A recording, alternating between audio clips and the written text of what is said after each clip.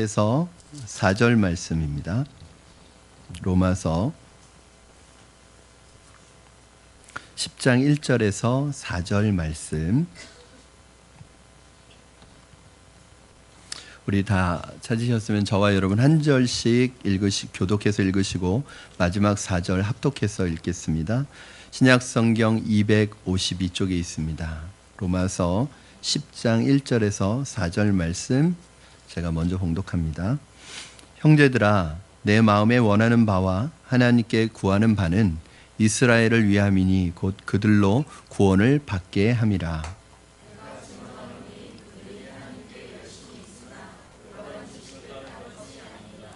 하나님의 의를 모르고 자기 의를 세우려고 힘써 하나님의 의에 복종하지 아니하였느니라. 그리스도는 모든 믿는 자에게 의를 이루기 위하여 율법의 마침이 되시니라. 아멘. 여러분, 사도 바울은 로마서 9장에서 구원받아야 될 이스라엘 백성은 오히려 구원을 못 받고 버림받았을 것이라고 생각했던 이방인들이 받게 된 이유를 자세히 설명해 주었습니다. 특별히 구원을 받아야 될 이스라엘 백성들이 구원을 받지 못한 이유를 아주 예리하게 지적합니다. 왜 이스라엘은 구원을 받지 못했을까? 9장 이야기 전체의 핵심은 뭐냐면 구원은 행위로 얻는 것이 아니라 믿음으로 얻는 것이라는 것을 9장 전체가 얘기하고 있는 것입니다. 이스라엘 백성들은 너무 행위가 많았어요. 종교적인 습관과 율법과 전통들이 많았기 때문에 오히려 그게 너무 많아서 믿음으로 단순하게 나가지 못했고 자꾸 자기 행위로 종교적인 습관과 형식으로 하나님 앞에 나가려고 했기 때문에 하나님이 주신 이 믿음의 방법을 자기 것으로 만들지 못했습니다. 오히려 반대로 이방인들은 아무것도 가진 것이 없었기 때문에 단순하게 믿음만 가지고 하나님 앞에 가난한 심령으로 어린아이와 같은 마음으로 나갈 수 있었기 때문에 이 이방인들은 구원을 받았어요. 종교적인 많은 행위와 율법과 전통과 조상을 가지고 있던 유대인들은 오히려 그것이 걸림돌이 되어서 구원을 받는 데 실패하게 되었습니다. 사도 바울은 너무나 이 사실이 고통스럽고 무거운 짐이 되었습니다. 여러분, 우리가 보통 때 구원에 대한 심각성을 모를 때는 누가 구원받든지 누가 예수 믿든지 안 믿든지 별 상관이 없습니다.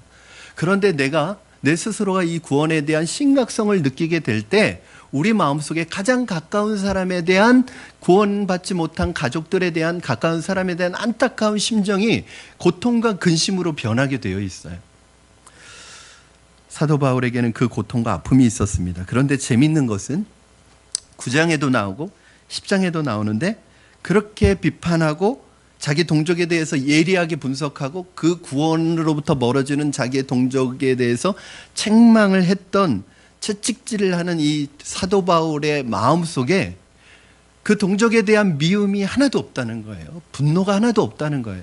여러분, 그토록 복음을 전한다는 것 때문에 그렇게 핍박을 받고 동족으로부터 박해를 받고 어려움을 당하고 죽을 고비를 그렇게 수없이 넘기면서도 그 동족이 하나님의 구원으로부터 멀어지는 것을 보면서 책망하면서도 그 책망하는 가운데 미움이 하나도 없어요. 분노가 없어요. 여러분, 부모님이 자식을 때릴 때 정말 사랑해서 아이를 고치기 위해서 때리는 부모가 있고요. 어떤 부모는 자기의 감정을 다 실어서 때리는 부모가 있어요. 부모가 똑같이 야단치고 때려도 감정과 분노를 가지고 때리는가 하면 정말 사랑해서 때리는 훈육을 하는 부모가 있습니다. 사도 바울이 자기 민족이 구원받지 못한 것에 대해서 예리하게 비판하고 책망하고 지적하는데 문제는 그 안에 미움이 없고 분노가 없어요. 사랑하는 여러분, 저는 여러분 안에 여러분이 가끔 화를 내실지라도 분노가 없기를 바랍니다. 미움이 없기를 바랍니다. 바울에게는 내 골육의 친척, 내 가족인 이스라엘 백성이 예수 믿는 것, 구원받는 것 외에는 다른 게 지금 바울의 눈에 들어오지 않아요. 이런 마음을 가지고 있었던 사람이 또 있습니다. 모세. 여러분, 하나님께서 그 백성들을 구원하시고 하나님의 백성을 삼으시고 하나님과 이스라엘 백성 간에 아주 거창한 화려한 결혼식까지 했습니다. 즉 너희는 내 백성이 되고 나는 너희 하나님이 될 것이라는 이 언약식까지 가졌는데 이 언약식을 가진 채 50일이 지나기도 전에 이스라엘 백성들이 배반을 했어요. 반역을 했습니다. 배신을 했습니다. 그 모습을 보고 하나님께서 이스라엘 백성들에게 분노하셨습니다. 이 이스라엘 백성들을 내가 심판하겠다, 진멸하겠다. 그때 이 모세가 하나님을 향해서 하나님 생명책에서 내 이름을 지워달라고 하면서 이스라엘 백성들을 위해서 그들을 살려달라고 하나님 앞에 간구합니다. 중보기도 합니다. 그리고 그 하나님의 그 용서의 메시지를 듣고 이스라엘 백성들이 있는 곳에 내려와서 이 두 돌판을 그냥 던지면서 그 분노를 바랍니다. 화를 냅니다. 그런데 중요한 것은 모세가 그 화를 낼 때 그 백성들에 대한 미움이 전혀 없다는 거예요. 분노가 전혀 없다는 거예요. 여러분, 이 미움이라는 것이, 이 분노라는 것이요, 하나님의 의로운 분노가 아닐 때는 그 안에 뭐가 있냐면 미움이 있어요. 그 사람에 대한 분노가 있어요. 그런데 이것이 내 감정에서 올라온 화가 아니고 분노가 아닌 경우, 내 감정에서 올라온 이 분노인 경우에는 거기에서 미움이 있고 거기에 대한 시기와 질투와 미워하는 마음이 있습니다. 여러분, 집 나간 탕자가 얼마나 잘못했어요. 이 패역한 아들 아닙니까? 그런데 그 아버지는 이 탕자가 집을 나가는 순간부터 돌아오는 순간까지 문을 못 잠그는 거예요. 문을 열어놓고 그 아들을 기다립니다. 그 아들이 어떤 아들이에요? 여러분, 아버지가 돌아가시지도 않았는데 그 유산을 상속해달라는 거예요. 그러니까 아버지가 죽기를 바라는 아들 아닙니까? 그 패역한 아들인데 그 아들이 나가는 순간 아버지는 그 아들을 돌아올 때까지 문을 열고 기다리는 거예요. 이게 아버지의 마음입니다. 여러분, 예수님은 어떠셨어요? 예수님을 향해서 십자가에 못 박는 사람들이 있었습니다. 예수님을 버리고 도망가는 사람들이 있었습니다. 그런데 예수님께서는 성경에 보니까 그들을 끝까지 사랑하셨다는 거예요. 여러분, 십자가의 못을 받고 십자가에 달린 그 주님을 조롱하는 그 사람들을 향해서 예수님이 어떤 기도를 하시죠? 아버지, 저들을 용서하여 주시옵소서. 저들은 자기들이 하는 일을 알지 못합니다. 사랑하는 여러분, 이것이 예수님의 마음입니다. 오늘 사도 바울의 마음이 이런 마음이에요. 자기의 골육 친척이 예수님을 안 믿고 오히려 자기를 핍박하고 공격하는 그들이 한편으로는 야속하지만 그러나 결코 그들을 미워하지 않고 사랑하는 마음이 있었습니다. 저는 저와 여러분 안에 이 따뜻한 마음, 사랑하는 마음이 있기를 주님의 이름으로 축원합니다. 예수 믿는다는 것 때문에, 예수님 전한다는 것 때문에 혹시 여러분 가족들로부터 어려운 말을 듣고, 때로는 모진 말을 듣고, 때로는 무시하는 얘기를 듣고, 때로는 그것 때문에 마음이 너무너무 서운하고 섭섭하고 힘들지라도 여러분, 미움이 없기를 바랍니다. 사랑하는 마음이 있기를 바랍니다. 그것이 이제 사도 바울의 마음이었어요.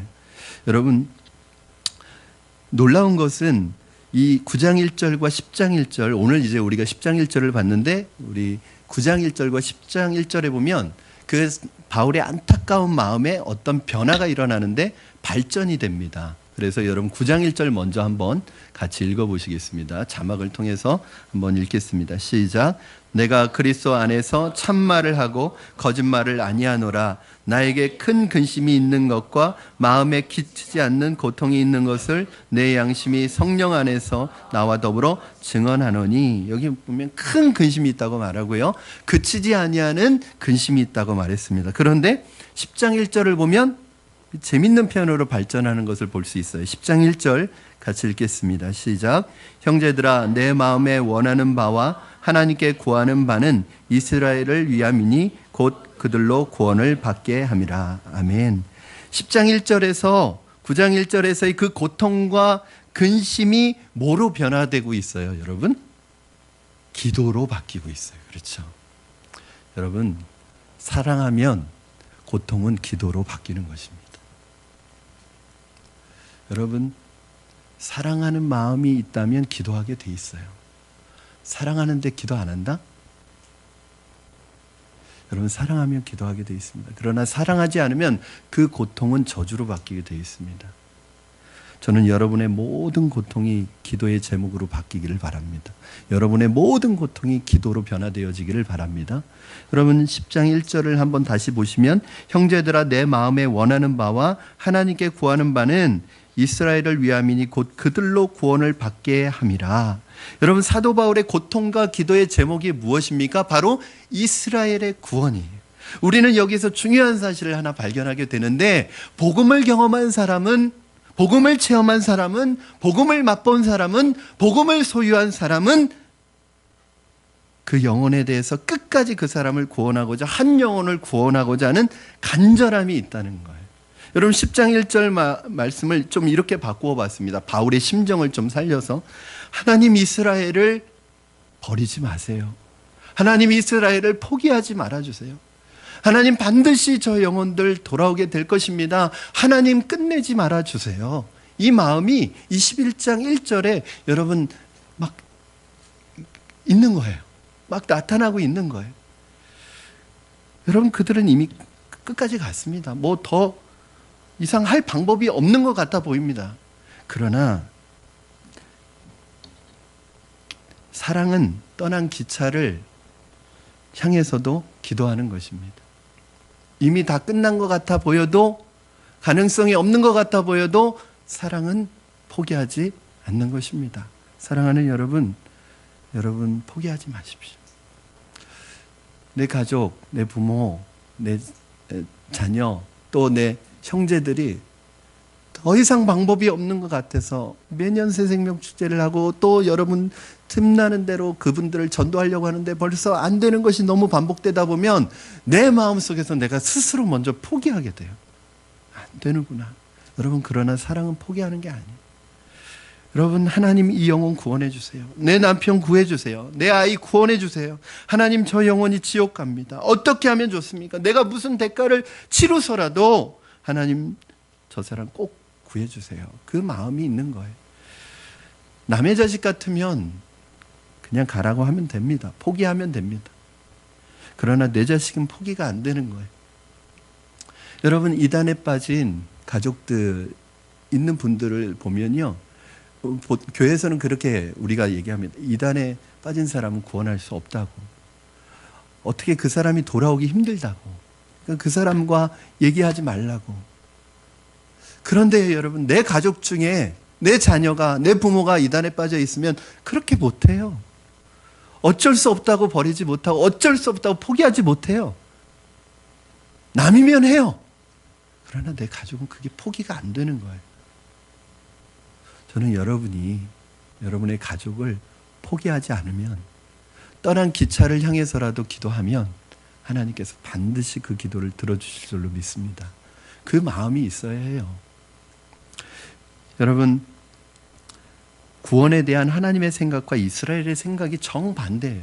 하나님은 믿음으로 구원을 얻는다는 그런 하나님의 계획을 가지고 있는데, 이스라엘 백성들은 그 하나님의 생각을 거절하고, 구원이라는 것은 종교적인 율법과 행위와 전통과 조상과 이 제사와 이걸 통해서 구원받는다고 생각하고 있으니까 이 구원이 이루어지지가 않는 거예요. 하나님과 이스라엘 사이에 이 코드가 안 맞는 거예요.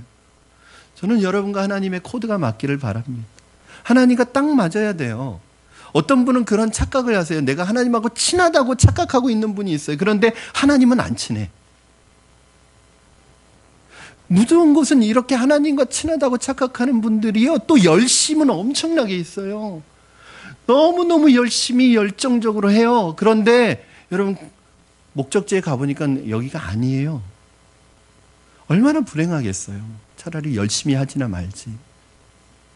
열심히 했는데, 열정적으로 했는데 그거 가지고 구원받는다고 생각했던 거예요, 이스라엘 백성들은.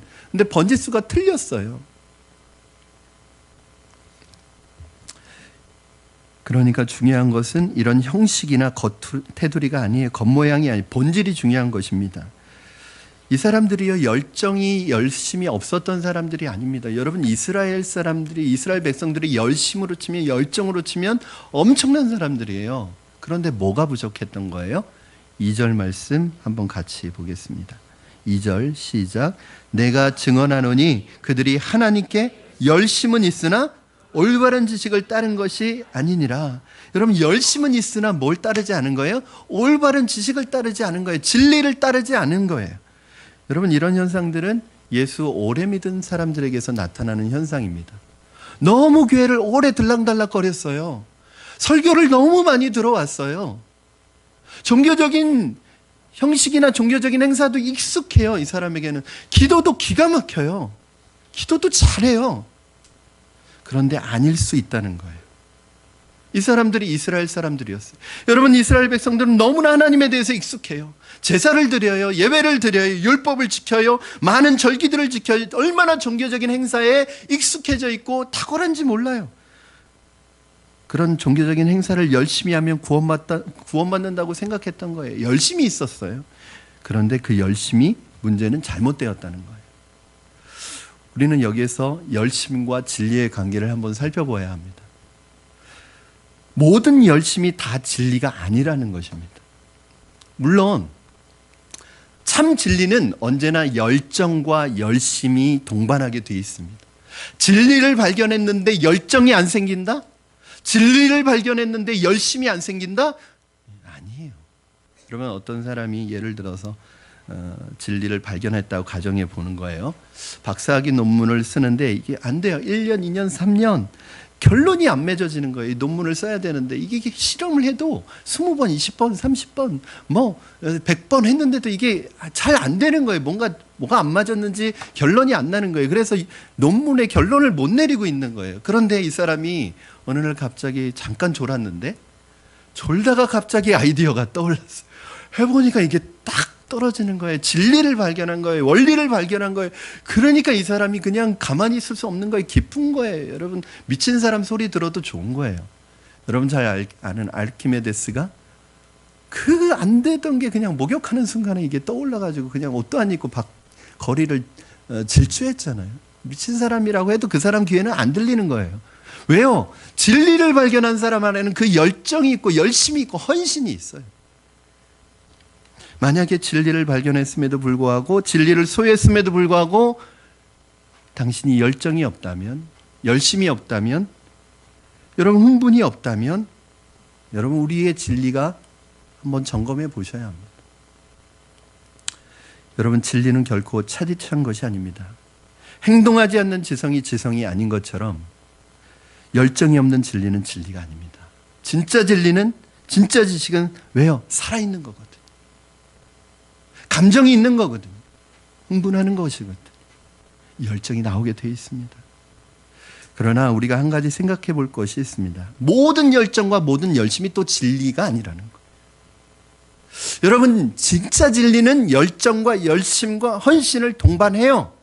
그러나 또 모든 열정과 열심이 또 다 진리에 근거한 것은 아니에요. 진리가 아니어도 열정이 생길 수 있어요. 예를 들면 여러분, 공산주의자들을 보면은 얼마나 열정적이고 얼마나 헌신적인지 모릅니다. 여러분, 이단들을 보면 얼마나 열정이 있고 얼마나 열심히 있고 얼마나 헌신적인지 모릅니다. 여러분과 제가 이단들의 열심을 따라갈 수 있어요? 길거리에 나와서 돌아다니면서 그 사람들 전도하는 신천지나 이 이단들의 열심을 따라갈 수 있습니까? 여러분, 그 가끔 이 길 신호등 앞에서 이 말끔하게 차려입은 외국인 청년들, 한 20대 정도로 돼 보이는 흰 와이셔츠에 까만 넥타이에 이 명찰을 차고 있는 그 청년들이요, 몰몬교 신도들이에요. 몰몬교 신도는요, 신앙 고백을 하면 의무적으로 3년은 외국에 나가서 선교사로 활동을 해야 돼요. 의무적으로. 그래서 그 젊은 나이에 그들의 젊음을 그렇게 헌신하는 거예요. 여러분, 제가 3년 동안 좀 외국에 좀 보내드릴까요? 전도하라고. 여러분, 우리가 좀 부끄러운 것이기는 한데 이단들의 열정과 열심, 헌신도 못 따라갑니다. 여러분, 이것처럼 잘못된 헌신과 잘못된 열심과 잘못된 열정을 가지고 잘못된 것을 위해서 일하는 사람도 있어요. 그렇기 때문에 이 열정과 열심이 꼭 진리는 아니에요. 그들이 잘못된 열정을 갖게 된 이유가 무엇일까요? 진리에 근거하지 않았기 때문에, 올바른 지식에 근거하지 않았기 때문에, 이것을 우리는 다른 말로 하면 하나님에 대해서 무지했기 때문이라고 말합니다.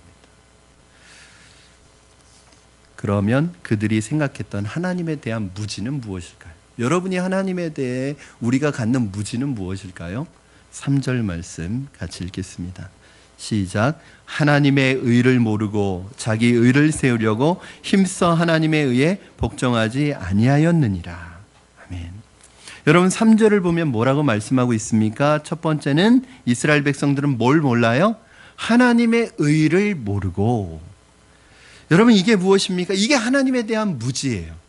사랑하는 여러분, 저는 여러분이 예수 오래 믿은 연수를 자랑하지 않기를 바랍니다. 내가 교회 오래 다닌 건 모태신앙이었던 것 자랑하지 않기를 바랍니다. 그거 따지지 않기를 바랍니다.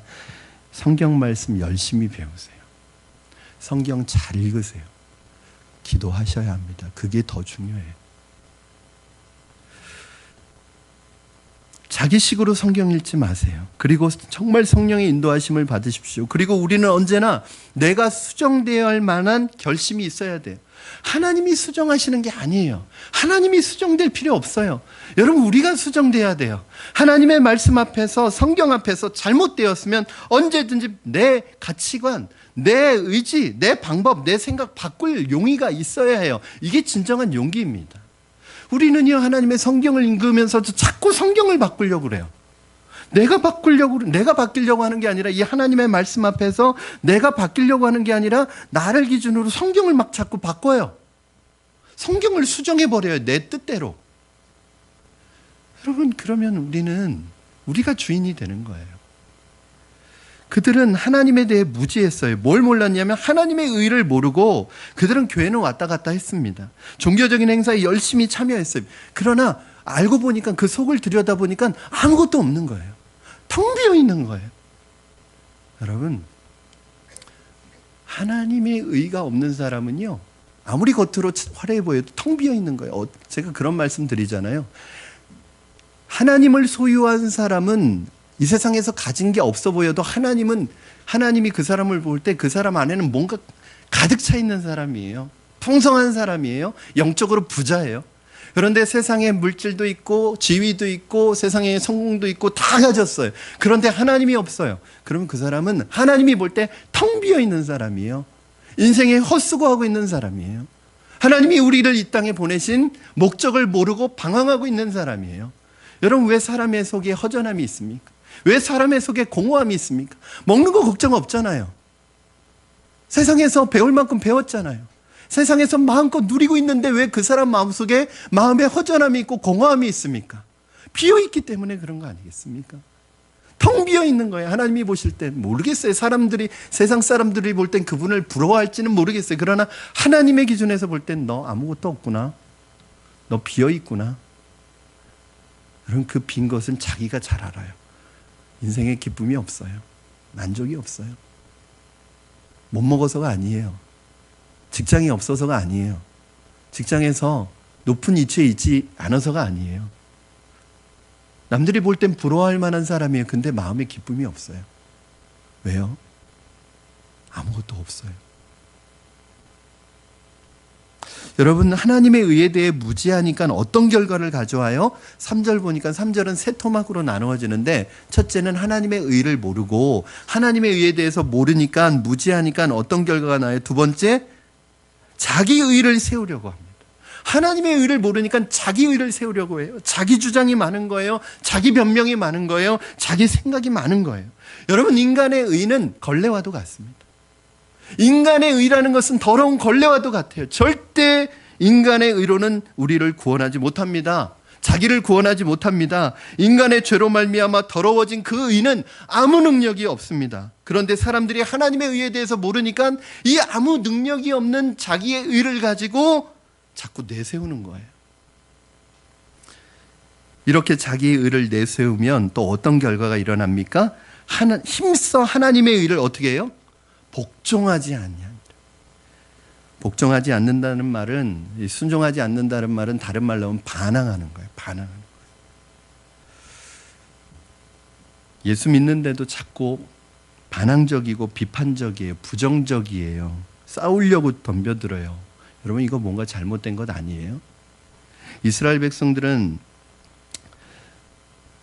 자신의 행위로 잘못된 길을 걸어갔는데 우리 예수 믿는 사람들은 내가 예수님 믿는다고 하면서도 부정적이고 비판적이고 또 반항적이고 무슨 말하면 날선 사람처럼 싸우려고 덤벼들어요. 이건 이스라엘 백성만큼 잘못된 거예요. 진짜 신앙은 겸손해야 됩니다. 자기의 주장을 하더라도 겸손하게 주장해야 합니다. 진짜 신앙은 자기를 낮추는 거예요. 진짜 신앙은 율법적이지 않아요. 남 비판하지 않아요. 남 정죄하지 않아요. 남을 다스리고 통치하려고 하지 않아요. 순종하고 따라가고 긍정적이고 자신을 낮추는 거예요. 하나님의 의란 무엇입니까, 여러분? 이스라엘은 이 하나님의 의에 대해 무지했기 때문에, 실패했기 때문에 구원에 실패하게 되었는데, 이 하나님의 의가 무엇일까요, 여러분? 이것은 하나님의 성품입니다. 하나님의 성품은 뭘까요? 제가 늘 말씀드리는 것처럼 하나님의 성품은 여러 가지가 있지만 독특한 하나님의 가장 대표적인 속성이 두 가지가 있어요. 사랑과 공의예요. 여러분, 이 사랑과 공의는 절대 떼어낼래야 떨어질래야 떨어질 수가 없습니다. 이 공의와 사랑은 꼭 정반대 같잖아요. 공의는 심판하는 거고 사랑은 사랑하는 거니까 정반대 같지만 이거 동전의 앞뒷면이에요. 공의 속에 사랑이 있는 거고요. 사랑 속에 공의가 있는 거예요. 공의가 없는 사랑은 사랑이 아니에요. 사랑이 없는 공의는 공의가 아니에요. 이 하나님의 공의와 사랑이 섞여 있는 것을 가리켜 우리는 거룩이라고 부릅니다. 그러나 반대로 인간의 본질은 무엇입니까, 여러분? 하나님의 본질은 의이고, 하나님의 본질은 생명이고, 하나님의 본질은 거룩이고, 하나님의 본질은 생명이에요. 그러나 인간의 본질은 뭐예요? 죄입니다. 죄. 여러분, 인간은 죄인이에요. 인간은 죄를 지어서 인간은 머리끝부터 발끝까지 인간의 생각 깊은 곳에 죄가 있어요.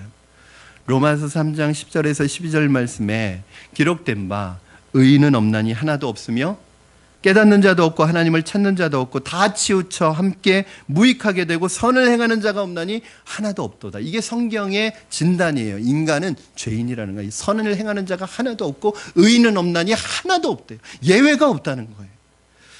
따라서 죄인은 하나님의 의를 따르려고 하지 않습니다. 하나님의 의를 무시하고 하나님을 불편해해요. 여러분, 하나님의 의를 받아들여야지 하나님이 편한데 하나님의 의를 거부하니까 하나님이 불편한 거예요. 그래서 하나님을 내 인생에 저만큼 코너에 몰아넣습니다. 하나님 자꾸 밀어내요. 왜? 하나님이 있으면 불편해. 내가 세상 살기가. 하나님이 계셔서 내 세상에서 능력 가운데 살아가고 하나님의 능력으로 힘있게 살아가는 게 아니라 하나님의 의를 받아들이지 못하니까 세상 살기가 불편해요. 하나님 때문에. 그래서 자꾸 내 인생에서 하나님을 몰아내는 거예요. 하나님을 저쪽 구석방으로 몰아내는 거예요. 여러분, 예수님을 믿는다는 게 무엇입니까? 예수님을 믿는다는 것은 그냥 나 예수님 믿어요. 그냥 사형리에 있는 기도문 따라했으니까 나 예수님 믿는 거예요. 그게 믿는 게 아니지 않습니까? 여러분, 영접한다는 것은 뭐예요? 나 중심에서 하나님 중심으로 바뀌는 것이고 주님을 내 인생의 구주로 영접하고 주님이 내 인생의 주인 되심을 믿음으로 받아들이는 것, 이게 이제 영접하는 것이잖아요. 그런데 우리는 주님이 내 인생의 주인이라고 하면서 여전히 우리 주님을 뒷방에 가다 놓습니다. 우리 인생에서 자꾸 몰아냅니다. 나 편하게 살자고.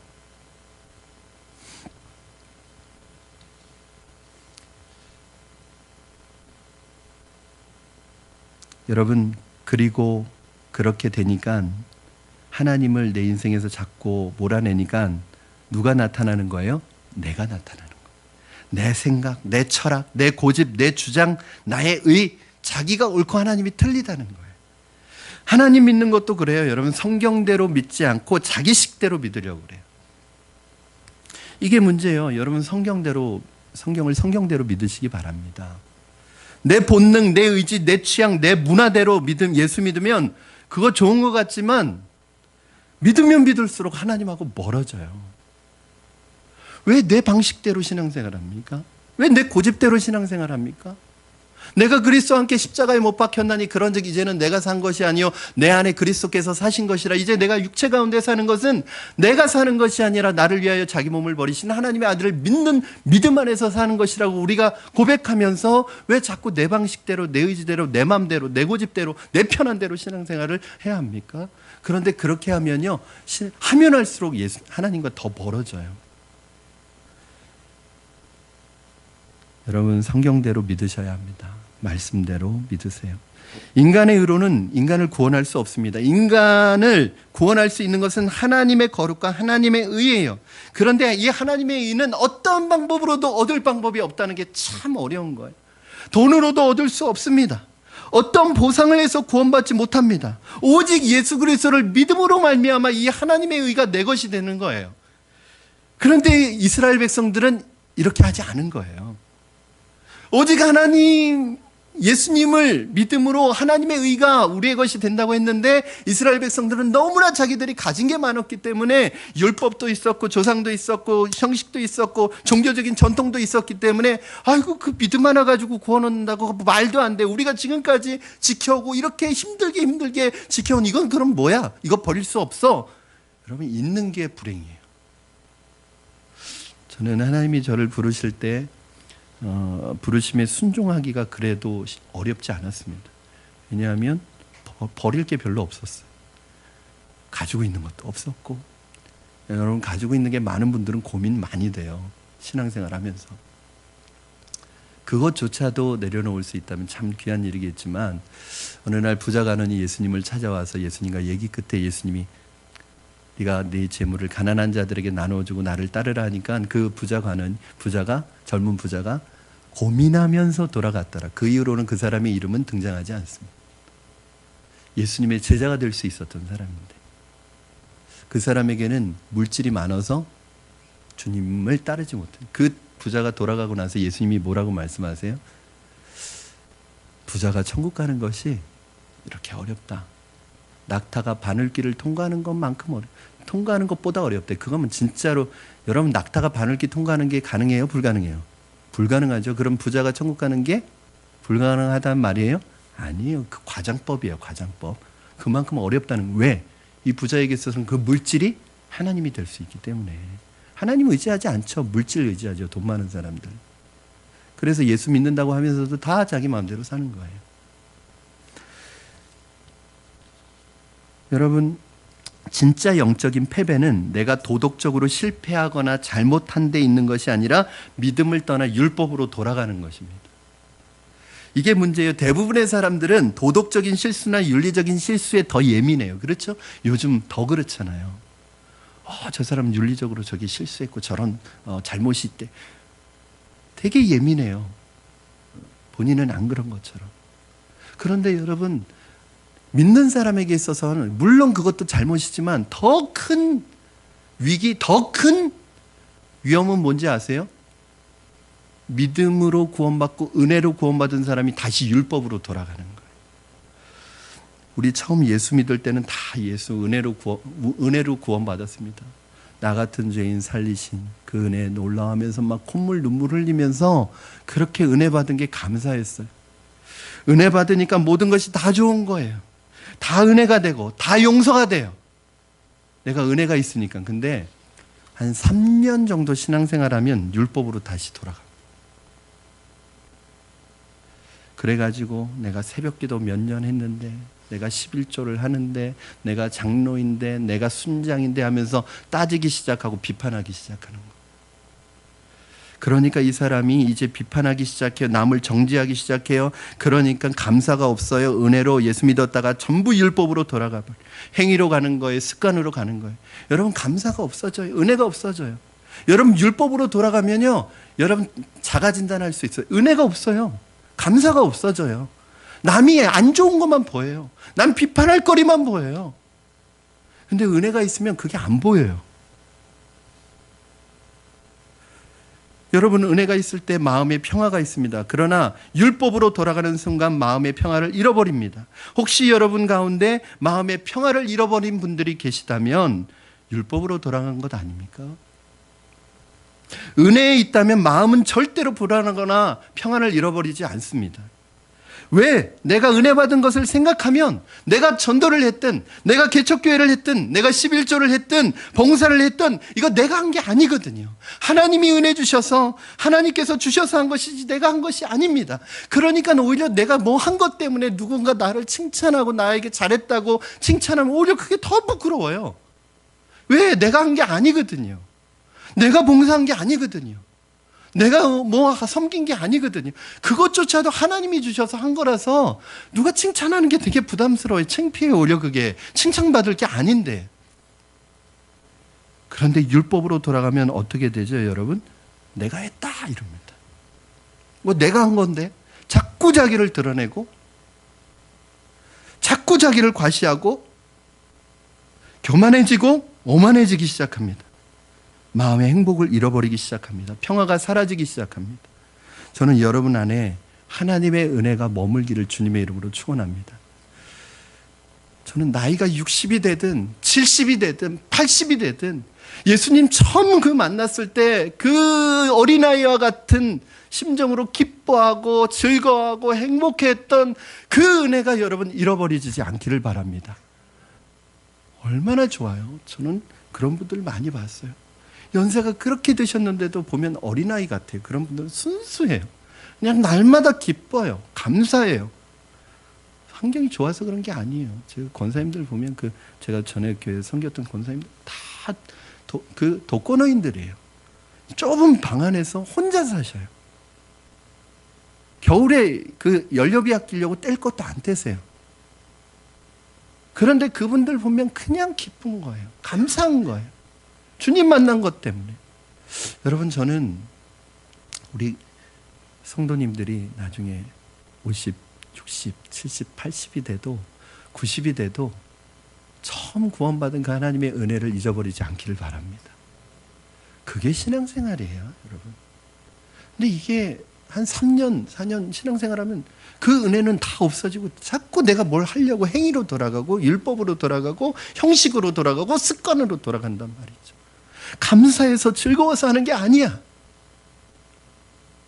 습관이에요. 형식이에요. 그렇게 해야지 내가 뭔가 의로워지는 것 같은 착각을 하는 거죠. 여러분, 자기 부인의 잘못을 날마다 수첩에 적고 사는 남편이 좋을까요?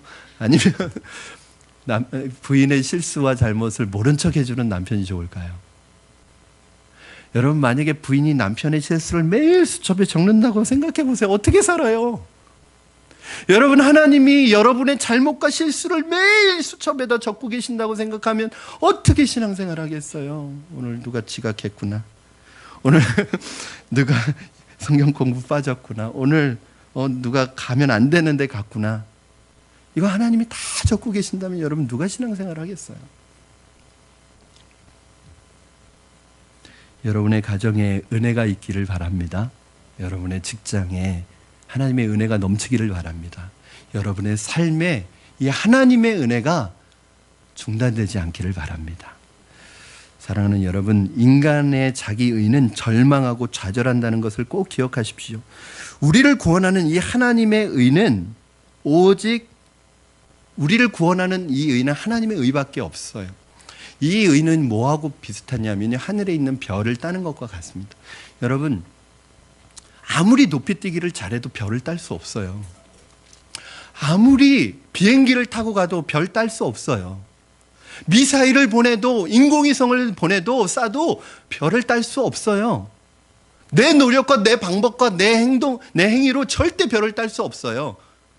여러분, 구원도 마찬가지. 여러분의 방법과 여러분의 능력과 여러분의 재능으로 별을 딸 수 없어요. 그러니까 자꾸 연애하면서 별 따다 준다 뭐 그런 얘기 하지 마세요. 이거는요, 하나님이 주셔야 돼요. 구원은. 가져라. 내가 너를 용서했다. 너는 내 자녀다. 이렇게 하나님이 주셔야 돼. 이때 아멘 하고 받는 것이 구원이에요.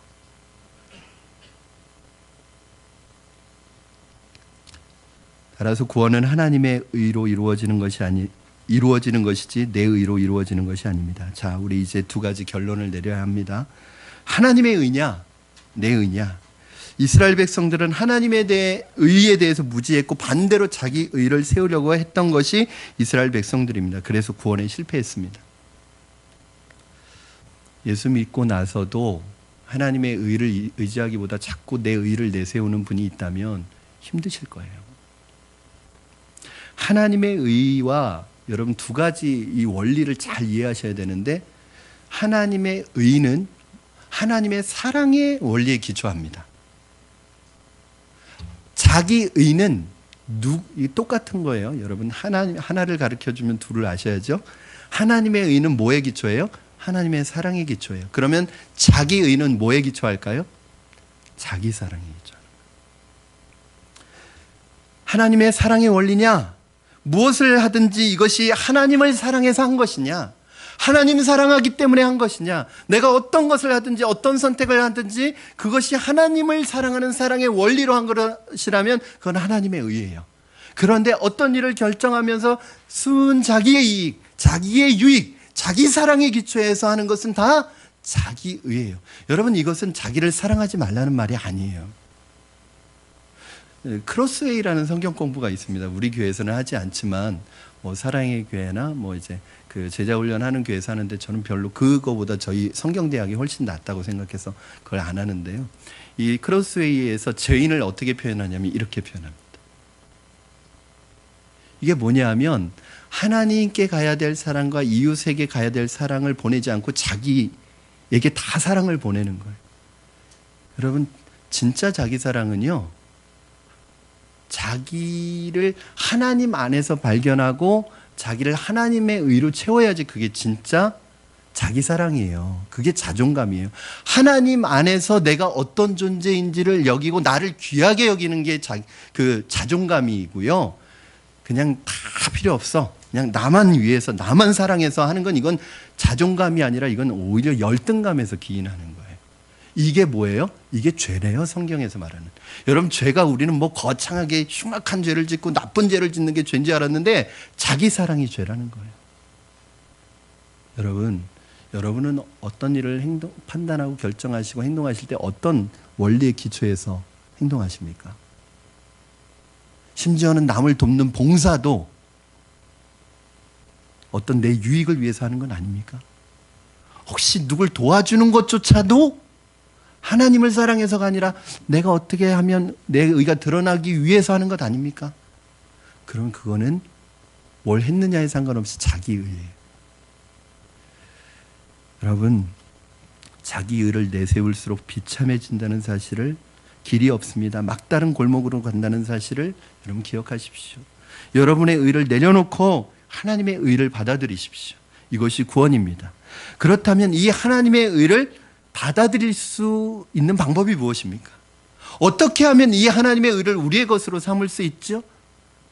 그 하나님의 의는 하늘의 별과 같은데 갖고 싶지만 내 능력으로는 따올 수 없는 것인데 어떻게 하면 이 하나님의 의를 우리가 가질 수 있죠? 그 해답이 4절에 있습니다. 우리 4절 말씀 같이 읽겠습니다. 시작.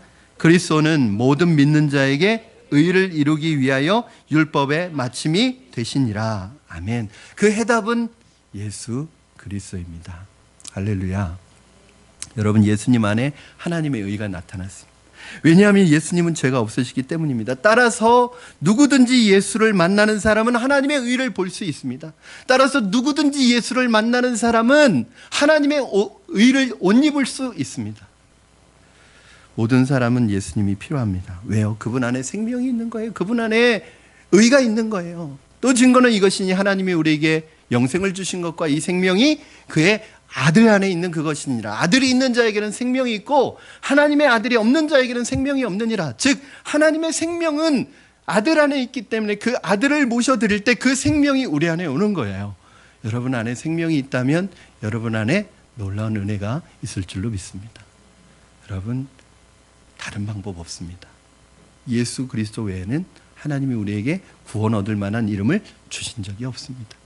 나는 곧 길이요 진리요 생명이니 나로 말미암지 않고는 하나님께로 올 자가 없다고 말씀하셨습니다. 모든 믿는 자에게, 유대인이건 이방인이건 이스라엘이건 모든 믿는 사람에게 예수님은 율법의 마침이 되셨습니다. 여러분, 하나님께서 우리에게 율법을 주셨어요. 율법이 좋은 거예요? 나쁜 거예요?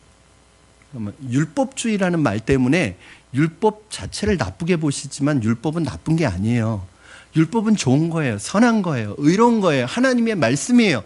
그런데 문제는 뭐냐면 율법에 문제가 있는 게 아니라 나에게 문제가 있는 거예요. 우리 인간에게 문제가 있는 거예요. 어떤 문제? 그 율법을 우리가 지킬 수 없다는 게 문제예요.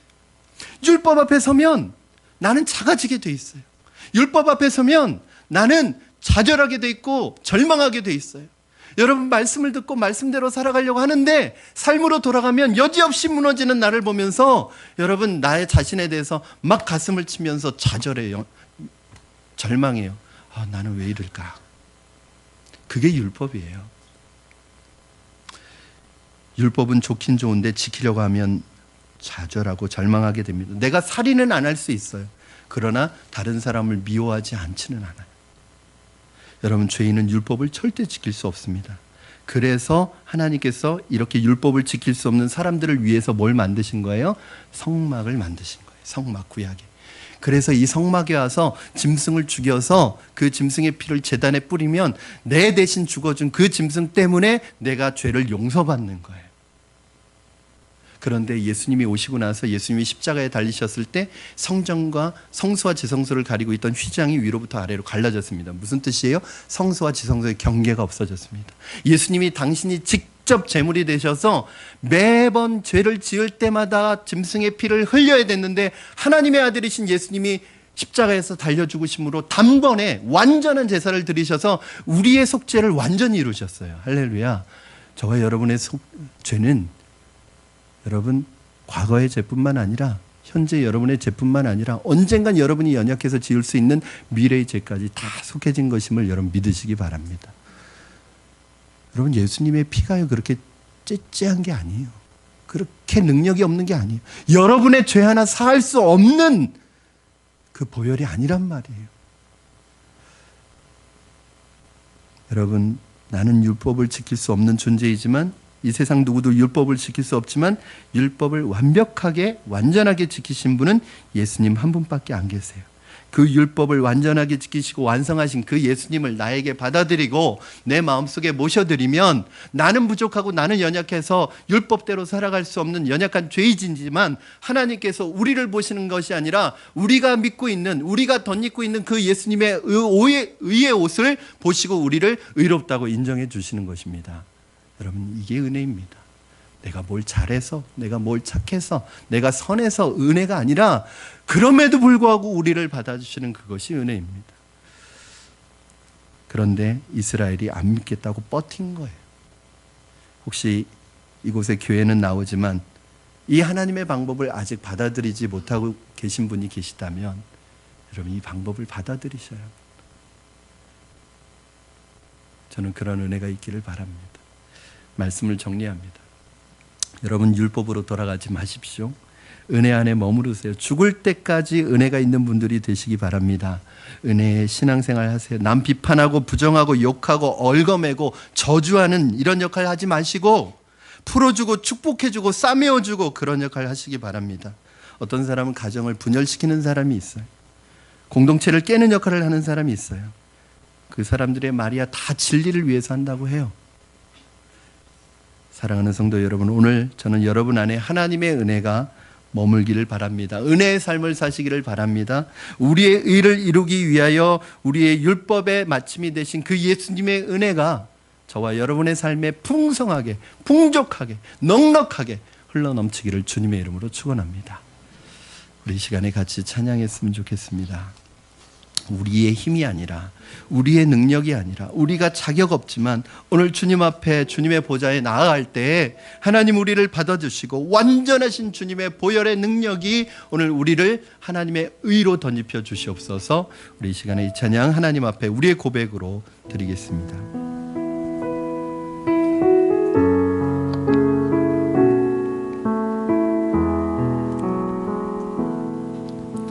주의 보좌로 나아갈 때에 어떻게 나가야 할까?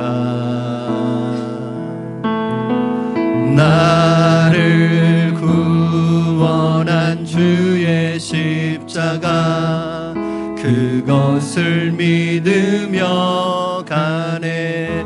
주의 보좌로 나아갈 때, 주의 보좌로 나아갈 때에 나 여전히 부족하나. 나를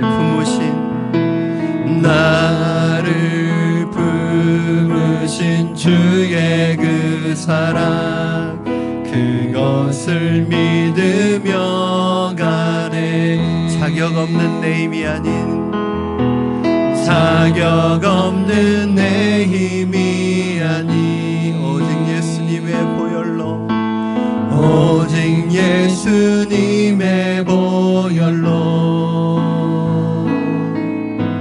자격 없는 내 힘이 아닌 오직 예수님의 보혈로, 오직 예수님의 보혈로. 십자가의 보혈, 십자가의 보혈, 완전하신 사랑 힘입어 나갑니다.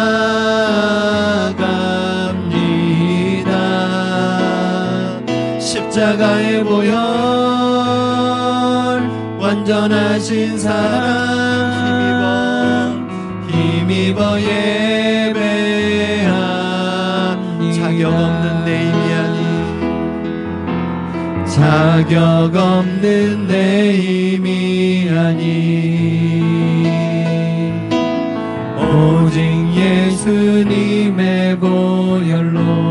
자격 없는 내 힘이 아닌, 자격 없는 내 힘이 아닌 오직 예수님의 보혈로, 오직 예수님의 보혈로. 아멘. 십자가의 보혈, 십자가의 보혈, 완전하신 사랑 힘입어 나갑니다.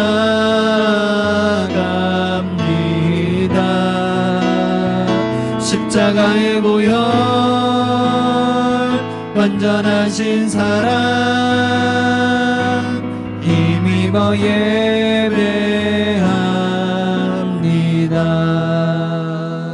우리 이 시간에 같이 주신 말씀 붙들고 기도하실 때 하나님의 은혜 가운데 머물게 하여 주시옵소서. 우리가 은혜로 구원받았는데 율법으로 돌아가지 않게 하시고 행위로 돌아가지 않게 하시고 주님의 그 구원받은 은혜 가운데 날마다 어린아이와 같이 기뻐하고 즐거워하고 감격하여 하나님 우리에게 주신 삶을 복음으로 채우며 살아가게 하시고 은혜로 채우며 살아가게 하여 주시옵소서.